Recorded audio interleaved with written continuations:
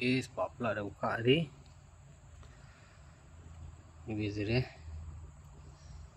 Ni yang reviewnya NGK MR8K9.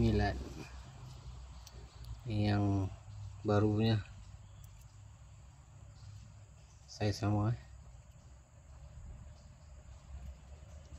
cuma label lain lah. NGKR sama. Nombor dekat ni 177K. Yang ni F4 Y9. Dia punya tip semua sama. Thread pun lebih kurang. Ok. Ni kotak dia yang baru ni. Ni Tera pula nama dia. Tera. Tak kena nama NGK lagi.